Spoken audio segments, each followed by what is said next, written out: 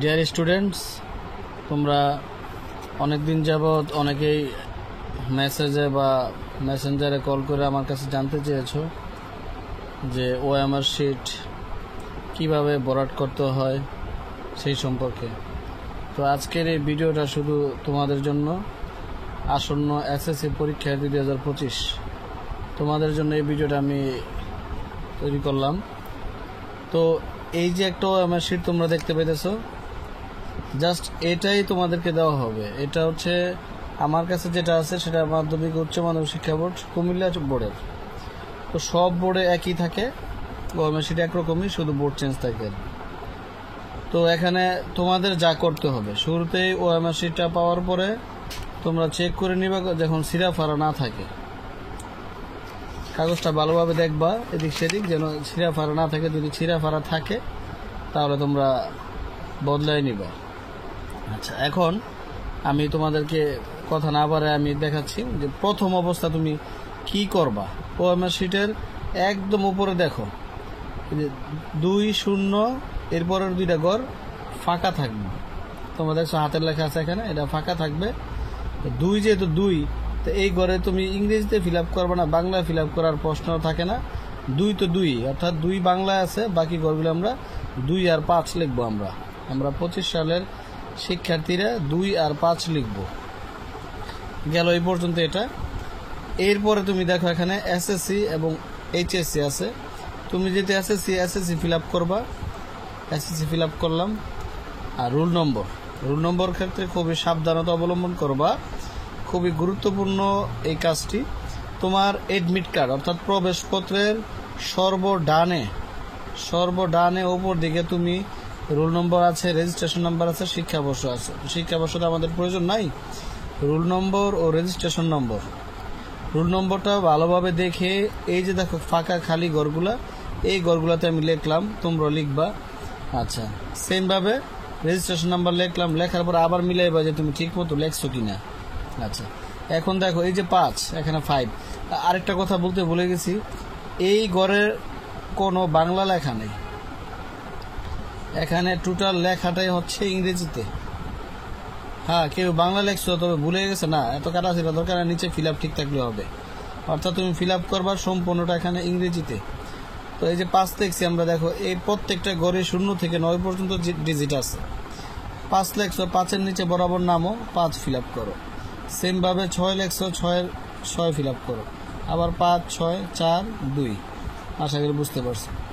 একইভাবে রেজিস্ট্রেশন 10 ডিজিটের হয়, 1, 2, 3, 4, 5, 6, 7, 8, 9, 10। আচ্ছা, তো 2, এই যে 2, 1, 1, 8, 3, 8, 7, 7, 2। এটা ফিল আপ করার পরে বিষয় কোড, এখানে আমি একটা আইসিটি বিষয়ের বিষয় কোড লেখা হয়েছে 154, অর্থাৎ 154। তাহলে 1-এর ঘরে 1 ফিল আপ করা হয়েছে, 5-এর ঘরে 5, 4-এর ঘরে 4। আচ্ছা, বিষয় শেষ হইল। এই যে আমরা এখন পেলাম যেটা সেট কোড তো তুমি তখন পাইবা না, তুমি যখন ফিল আপ করবা এই কাগজটা, কারণ এটা তো তোমাকে পরীক্ষা শুরু হওয়ার 30 মিনিট আগে তোমার হাতে চলে আসবে, তখন তো তুমি সেট কোড পাবা না। তো তোমার কি করতে হবে, এই ঘরটা খালি রাখতে হবে। এই ঘরটা খালি রাখবা এবং যখন পরীক্ষা শুরু হবে, শুরুর ঘন্টা দিবে,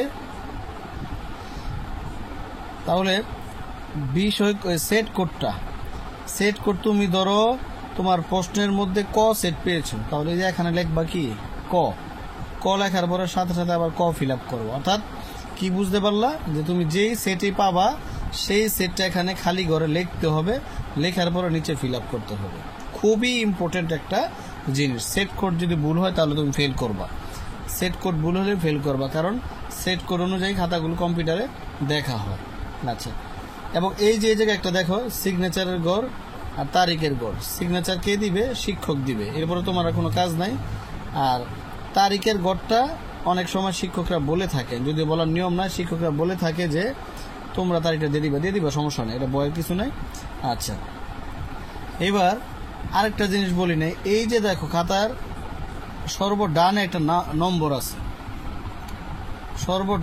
নম্বর আছে, তো এই নম্বরটা এই MCQ ও MR শিটও থাকবে, আবার CQ খাতার উপর কভার পেজও নম্বরটা থাকবে ব্যতিক্রম নম্বর, অর্থাৎ এই খাতাটাই নাম্বার। তোমার যে অ্যাটেন্ডেন্স শিট অর্থাৎ যে হাজিরা খাতা আসবে তোমার ডেইলি হাজিরা দেওয়ার জন্য, সেখানে যেমন ধরো বাংলা বিষয়, তো বাংলা বিষয়ের বরাবর তোমার এখানে MCQ এবং CQ দুইটা গড় থাকবে। MCQ এবং CQ যেভাবে থাকবে, MCQ নিচে CQ এই একটা গড় এইভাবে থাকবে। অর্থাৎ তখন তুমি MCর গড়ের ভিতরে এই নাম্বারটা লিখবা 2315673806। আর CQ তাহলে কিভাবে পাইবা? সেম ভাবে তোমার যে আরেকটা রচনামূলক যে খাতাটা থাকবে সেই খাতার ভিতরে এরকম নাম্বার পাইবা, ওই নাম্বারটাই করে এখানে লিখবা। লেখার পরে এই জায়গায় আবার ঠিক দুইটা নাম্বার লেখছো, তোমার দুইটা সিগনেচার দিতে হবে।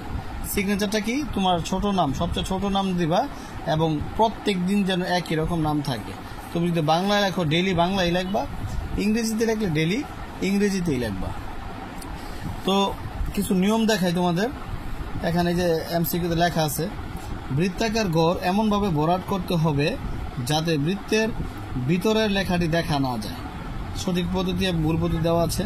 2, বৃত্তাকার ঘর অবশ্যই কালো কালির বল পয়েন্ট কলম দ্বারা ভরাট করতে হবে। 3, নির্ধারিত স্থান ব্যতীত উত্তরপত্রে অন্য কোথাও কোনো কিছু লেখা বা দাগ দেওয়া যাবে না। খুবই ইম্পর্টেন্ট জিনিস খেয়াল রাখবা।